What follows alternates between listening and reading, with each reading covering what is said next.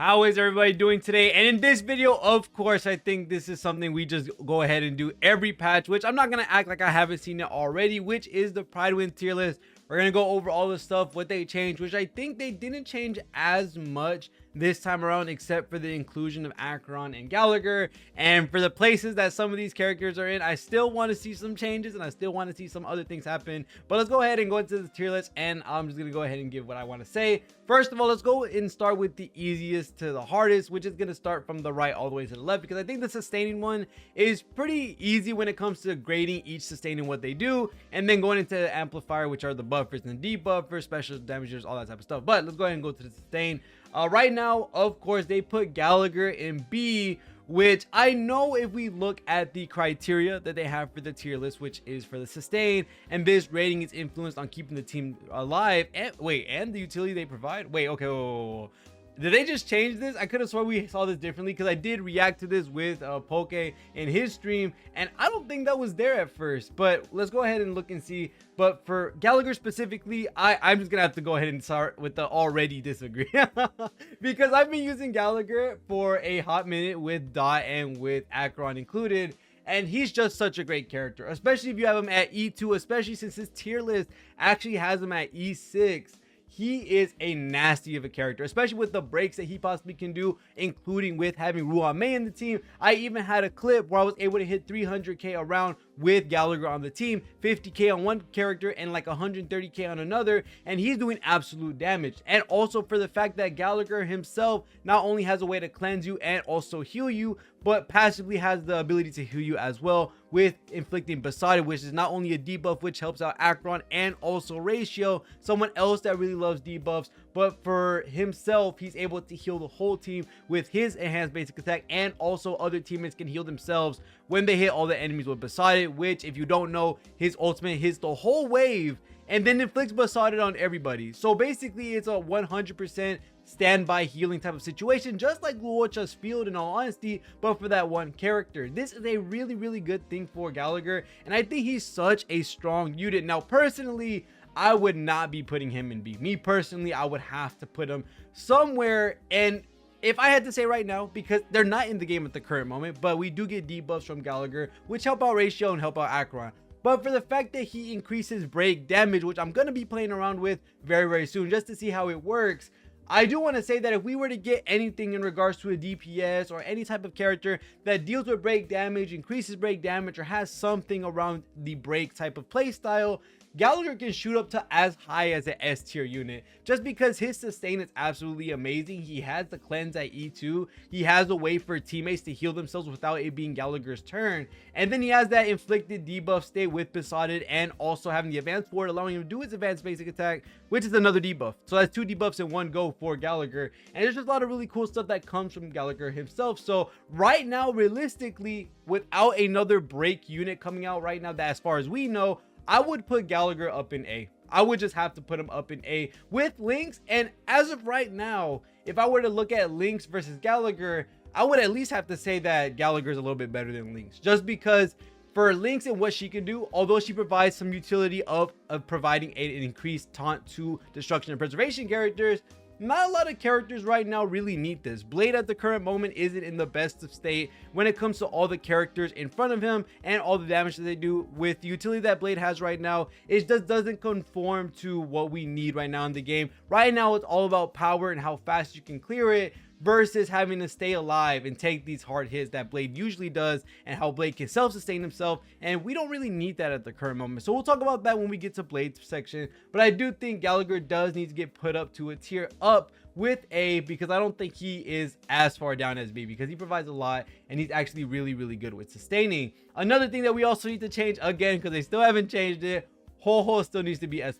If we're gonna super overload S+ in the damage dealer category and also the amplifier category, I genuinely think that REHOO needs to stay in S+ because of all that she can provide for every single character that's not Acheron, because as we may know, Acheron is no energy type of dealing. She's dealing with debuffs, not with energy. So that's the only character in the game that doesn't get value with REHOO's ult, which REHOO is able to help every single buddy in the roster, whether you're a crit DPS or you're just a general dot user or a breaker. REHOO is the best option for you to have as a sustainer. And then she has the off-field cleanse, she has a directed cleanse, she has off-field healing, all that type of stuff. So yeah, REHOO S+, please, we need to keep that there. Fu Xuan is fine. Luocha for now is fine. I think when Aventurine comes out, it might be time to throw him down a tier. Not because he doesn't provide value, because if you do have Luocha, I'm going to go ahead and say it right now, you still have a great character that can clear all the content in the game for sure, without a doubt. He's going to carry you no matter what. But if you don't already have Luocha, then it might be to the point where he's just never going to be summoned on, kind of in the situation that Blade is in. If you didn't already pick up Blade when he first came out, same with Luocha, there's kind of no reason to go for him, because when you have characters like Fu Xuan and REHOO and Aventurine providing the resources they give while also being a sustainer and keeping your team alive no matter what, Luocha just doesn't have a place in the meta right now when it comes to either team that you're going to be on. Now, if they were ever to introduce the MLC where there's 3 teams or something like that, then yes, Luocha now has a spot that he can fill, because now you need 3 premium sustains, or you can just use, I guess you could say, you can substitute him in for that 3rd team, which would make him usable. But now that we're still in 2 teams, I think Luocha just doesn't have a say in the meta at the current moment with along a lot of these other characters. We really need sustains with a lot more resources and a lot more utility. That's why characters like Fu Xuan, REHOO, Aventurine, Link, Gallagher, these guys are absolutely insane for what they provide right now, and I can only hope we'll get more as we see in the future for more sustains. But going on to Amplifier, we're pretty much done with sustain. Just add REHOO up, put Gallagher up, and I think we can leave it at that for now. But first, amplifiers, another change that we need to go through again is that Ruan Mei has to be by herself still. I can't in good faith compare any other character in this game besides a DPS, which of course she has to stay in her own lane. But Ruan Mei is one of a kind. She provides way too much passively. She's SP positive. She adds a whole new way to play the game. She's been absolutely making certain teams way too strong. She allows the teams to have more sustainability just by having the delay on her breaks, having to be able to do passive damage on her breaks, speed increase, damage increase, all this different type of stuff that she provides. Ruan Mei is one of a kind. I still don't believe anyone is near her in any way, shape, or form. We do need to bump Sparkle down realistically, or just add another tier like Gotcha Smack said in his video and put God tier, EX tier, a tier above all else. And that is where Ruan Mei stays. And that's the only character that can stay there, because while Sparkle, in my opinion, is better than the majority of these characters because she does break the foundation of the game, when it comes to skill points, she allows for both basically infinite skill points. It's kind of hard to run out of skill points when you have Sparkle on the team. But for Ruan Mei's case, if there only is ever going to be a S+ tier, Ruan Mei has to be by herself. Is there a personal way that I want to see this tier list when it comes to Ruan Mei staying in S+ and everyone getting shifted down? I don't believe we should be throwing down someone like Ting Yun, someone like Bronya into A when we have to seclude a spot for Sparkle by herself, because she is just that good. So it would have to be like Ruan Mei S+, Sparkle in S, and then everyone shifted down. Realistically, I don't want to see that, because I do think that Sparkle is much better than a lot of these characters at the bottom, or the characters that she's surrounded with, while Ruan Mei, she has to be by herself. So there's a bunch of different conditions that with these characters alone, I can't put Ruan Mei beside Sparkle, but I can't put Sparkle beside these other characters as well, because they're all broken in their own certain way. But Ruan Mei is just that good. She is just that game breaking to the point where she is the #1 support. She is the #1 character when it comes to a character that is going to buff up your hyper carries, buff up your dual DPS. And we're just going to have to either make a God tier or just shift everyone down. I don't know how that's going to work when it comes to cleaning out this tier list and how this is going to work and how you see it. But Ruan Mei has to be by herself. That's just 100% a take that I have to say. And a lot of people agree with me in regards to Ruan Mei be by herself, because she's just that great. Sparkle is amazing. I do want to see her somewhere in the S+ tier still. Or if we were to order the S tier and have her at the very front or the first spot, then maybe. But I don't think Ruan Mei needs to be paired up with anyone. She's just that good.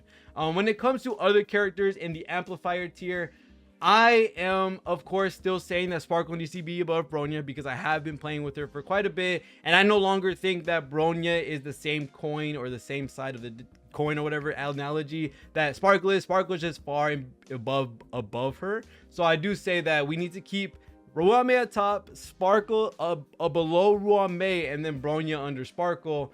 And then Silverwolf, I think we need to move Pella up only because she's to the point being put on so many different teams, not just for Acheron, not just for certain characters, but for characters that like debuffs, so Acheron, Dr. Ratio, for characters that want that defense shred with the AoE wise that we have, which is the two elites that we usually fight in every freaking MOC fight when it comes to the first wave or the second wave. Pella's just really good. She gets her energy fast, she gets her ult fast, she gets an AoE defense shred, which helps out a lot of these AoE units, which populate the higher part of the DPS tier list. So I do think Pella needs to get shifted up because she basically is in every team. That's just 100% a fact. I don't know 100% where I would have put Ting Yun because she's also in that situation where every DPS besides Acheron can use Ting Yun. Because of the energy being so important to a lot of these DPS's kit, Ting Yun is one of these great characters that can provide such an enormous value with what she provides into every team comp, and you can slot her in for whatever and she's going to do some work no matter how you have her in the team. So Ting Yun honestly is going to stay in S 100%. Bronya stays in S. There's just a lot of S rank characters when it comes to the support class because they all do their own stuff very, very well. So I'm going to leave the Amplifier tier where it is. Just move Ruanmei by herself. Everything after that, that's just a very complicated tier to be able to list. It's just that there's so many units that actually are super amazing, like Ting Yun, like Pella, Bronya, Silverwolf. A lot of these characters have their own specific situations where they're also amazing, but I have zero idea what to do at that point when it comes to ordering them specifically, unless we make it some type of order list in certain tiers for these guys, because I can't put Ruanmei by anyone, I can't put Sparkle by anyone, and Bronya, Silverwolf, Ting Yun, Pella are all in the same realm when it comes to the multitude of teams that they're in and the additional teams that we've been getting when it comes to the debuffers like Silverwolf and Pella. So right now we'll have to wait on that. We'll have to wait and see how it turns out as Acheron is being played, and also for the future units that come into the game. But going into the specialist category, my girl Gwenifin is still all alone in B when it comes to everyone being in the A tier. I do think realistically, after my talk with all the guys that we did on PokeStream, I do think personally that Sampo would have to be dropped down to B, only because his ultimate does only boost the dot damage that they're going to get, while Gwenifin has a little bit more applications when it comes to Acheron's team, Kafka's team, a lot of other characters that could potentially use Gwenifin for the damage received boost that her Fire Kiss gives. I would say that jumping Sampo down or keeping him at A with Gwenifin getting boosted to A would be the best bet in my honest opinion, because Gwenifin, she's just a really great character when it comes to her Fire Kiss, the debuffs she's able to give, especially for someone like Ratio, someone like Acheron. We got to move her up to A or drop Sampo down to B. It's either or, vice versa. I'll take either. And then other than that, another take that was also talked about in that video with Poke is that Topaz being an S versus Black Swan. That's honestly a really great discussion. I think if we're going to do anything in regards to showcasing the power that these guys have, if we're not going to move everybody down a tier with Topaz going to A, then we can keep her at S. But if we are going to move everyone down when Topaz goes down to A and Topaz is alone by herself, I can see that 100%, because the way we look at it right now with Topaz, she doesn't really have a guaranteed team where if you replace her out with any other support, the DPS you're matching Topaz with is going to get the same damage regardless. Either Topaz is doing the 50,000 she would have done on her follow-up attack, or you slot in someone like Ting Yun, you slot in someone like Ruanmei, you slot in someone like Sparkle, and then you add that 50,000 to the already DPS you're pairing up with Topaz. And there really isn't much of a change when it comes to Topaz being on the team or not being on the team, while you have Black Swan being as versatile as she is when it comes to the defense drop that she has, the damage received that she has as her debuffs, and being in Kafka's team. If you take Black Swan out and replace it with anyone like Luca, Sampo, Gwenifin, that's a major drop off in the dot team and a major drop off for a lot of different teams, whether it be with Ratio, Acheron, or any other team that really likes these Arcana, pops or these Arcana nukes and the defense down that she gives and all that type of stuff. She's basically given the name Wind Pella just because of all the debuffs that she can give that allows your teammates to be able to do a massive amount of damage out of nowhere, while Topaz doesn't really have that similarity because she only buffs up follow-up attacks and she only buffs it up for that one character or the one enemy that has proof of death. While this is a really cool combo that she can do with a multitude of characters, specifically someone like Ratio or even the massive stacking that you can get off with Acheron, which I have in a video if y'all want to look at that. I posted it yesterday. I just don't see the same value that Black Swan is going to give compared to someone like Topaz. So if we're gonna move everybody down, so all of A tier goes to B, all of B tier goes to C, all of C tier goes to D, and then we move Topaz to A, I'll take that. But if we're not gonna move everyone down and move Topaz to A with all the A characters being there, I would rather just keep her at S, in my honest opinion. And going into the damage dealers, we still need to make some changes here, and a multitude of these changes. One of them that I just have to hyper fixate on, just because I still don't believe they deserve this spot in any way, shape, or form. Ching Tui does need to be dropped down to at least A. She needs to be dropped down to at least A, just because RNG is still RNG at the end of the day. There's no such thing as perfect RNG. I don't like this dice icon saying if you're always lucky, she's an S tier unit. You're not always lucky. It doesn't matter if you have sparkle. It doesn't matter in the way you use your skill points. If you don't hit your enhanced basic attack, you're doing no damage. If you're not hitting autarky, you're losing 2 times of your damage, or whatever it's called. You have 2 hurdles to jump over that are RNG based for you to get the damage that Ching Tui wants, and you're not always lucky. You're not always going to get the enhanced basic attack and the autarky every single time you do your damage, because if you did, then I'd say she's an S tier character, but she doesn't. So we have to move her down to A for someone that has a lot of RNG dependent stuff. And realistically, putting her in A also seems like a stretch, because if you have Argenti, you have Blade, you have Clara, these characters as well. Maybe Clara. If we're going to put Clara anywhere, we have to put Ching Tui there as well at the same time, just because Clara is also RNG dependent, because there's no guaranteed factor that she gets hit. Her ultimate gives her an increased chance, and then same thing with Lynx. It's an increased chance, but it's not guaranteed that Clara will be hit. It's just a lot higher than what it usually would be. So wherever Clara goes, Ching Tui kind of has to go. I think Ching Tui does put out a massive amount of power, and that is something no one is going to take away from her, because yes, she can do like 400k 300k attacks every single cycle if you get lucky. There's a lot of really crazy things that can happen with Ching Tui, but the fact that she's still RNG dependent is the reason why I would drop her down to A regardless. Going into the next thing, I also have to agree that Acheron has to be by herself.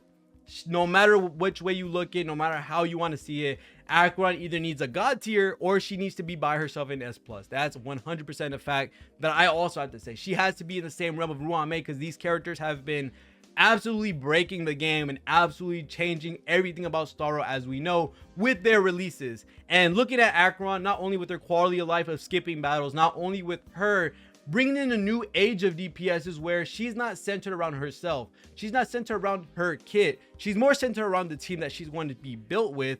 And for the fact that Acheron can 100% take a new character giving out a debuff, whether it be a nihility character, whether it be a character that can act on their own off their turn like a follow-up and it gives a debuff. There's a lot of things that Acheron can benefit from in the future that allows her to get her energy off turn. No one else in the game really does this besides, well, actually no one in the game does this, that they are able to get energy whenever an opponent acts, or an ally acts. I mean, if Kafka does her skill, that's a stack. If Kafka does her follow-up on someone else's basic, that's a stack. If Silverwolf does a basic, that's a stack. Like, there's no other character that gets as much energy from any of these other allies that Acheron is able to do with the debuff mechanic that she has for her ultimate. And the fact that it lowers your res by 20%, the fact that it breaks any type of weakness type regardless of what it is, it doesn't have to be lightning.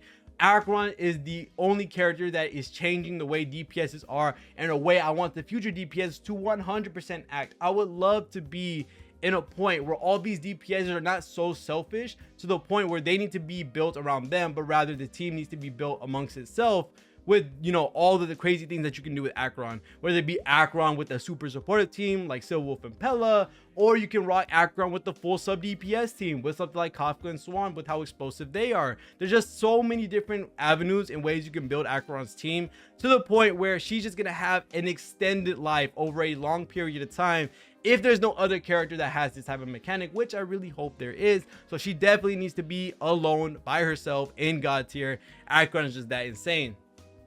Other than that, besides QQ, besides Acheron and their changes, the only 2 characters, or only 1 character I'm looking at realistically, oh no, 2 characters, my bad. 2 characters I'm looking at realistically. Dan Heng, right now, I am thinking of keeping him either down in S or keeping him in S+.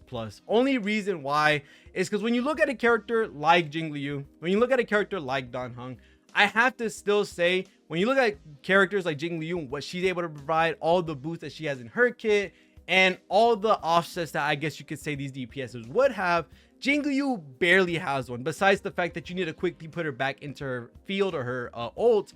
Having someone like Ting Yun, having someone like Ho, having someone like Bronya, this is super forwarded and super fast forwarded when it comes to keeping her in her form, and this allows her to do a fat ton of damage whenever it's her time, and you're basically done. You only have to use 2 skill points or 1 skill point, and then the rest of the turn that you're inside your form, you use 0 skill points. You have a fat ton of damage coming out, you have a 50% crit rate boost. There's just overall 0 weaknesses when it comes to Jingliu if you're able to give her these little things that allows her to stay in her form a little bit longer, and they're basically dead by the time that happens. But for Dan Heng, regardless of either how you look at it, whether it become you have Sparkle on the team, whether you don't have Sparkle on the team, whether you're a brand new player to the game, there's a couple of things we do have to notice with Dan Heng that are pointed out that I never thought of.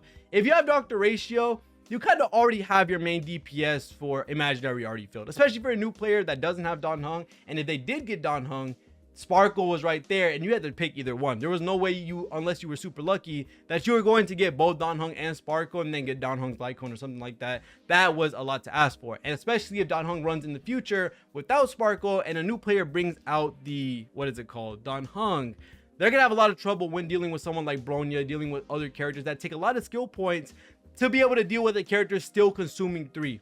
He still has that weakness in regards to using 3 skill points overall when it comes to taking his turn to be able to do the max amount of damage, even with the ultimate providing him some fake skill points to work around to lessen the consumption that he does have. But at the end of the day, it still needs 3 skill points every time he goes on the field to be able to do his max damage.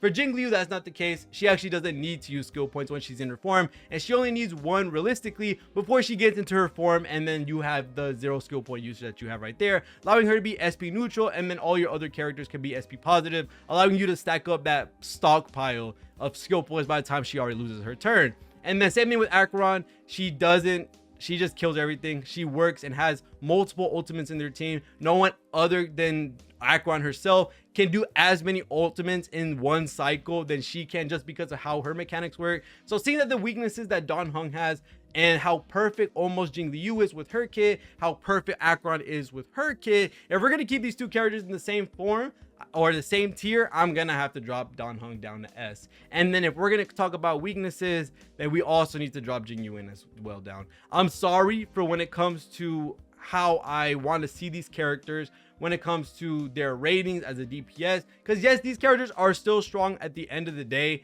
but realistically looking at it, when a new player or a player period, no matter the age of their account, wants to pull for a character, Jingyuin lost a lot of value as soon as Acheron came out, because of how they are right literally next to each other in the roles that they do when it comes to being a lightning DPS. Acheron and Jingyuin, no matter how you look at it, are in the same exact role. You either have one side of MOC being lightning weak, and then the other usually doesn't match the weaknesses that are on that other side. So only one stage could be lightning weak unless we get 3 team MOC.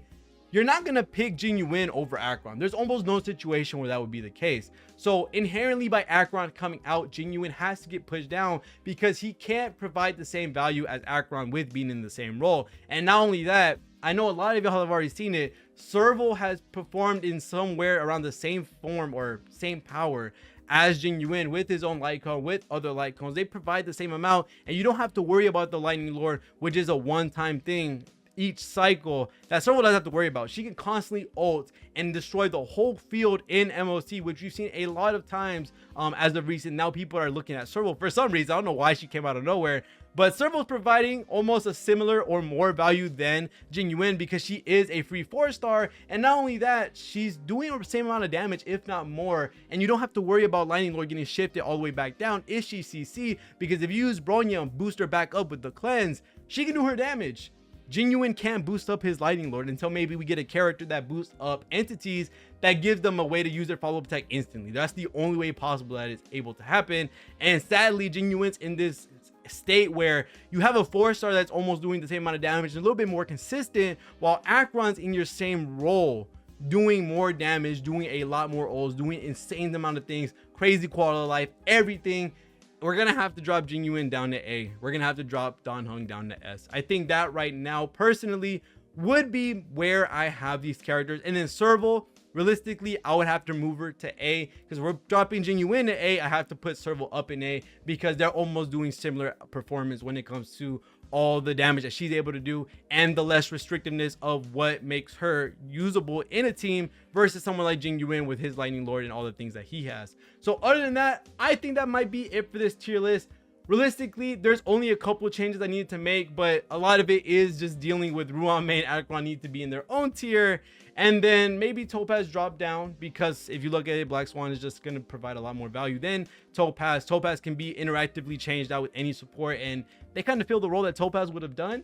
And then same thing with Ho-Ho, put her to S+, bring Gallagher up to A, and then change Dan Heng down to S, Jingyuin down to A, and then Serval up to A. Other than that, that should be it for this tier list. I can't wait to see how Aventurine is going to shake up the sustain meta as soon as he comes out, and I will be making more videos on him, talking about him, all the type of stuff that he regards to, with what teams he's going to be great on, how is he going to work, all that type of stuff. Other than that, thank you guys so much for watching all the way to the end of the video. Make sure to leave a like and a sub if you enjoyed this style of video, and also make sure to follow me at my Twitch channel at twitch.tv/REHOO, and we also have a Discord that you can join in the description below. So other than that, thank you guys so much for watching. See you on the next one, and peace.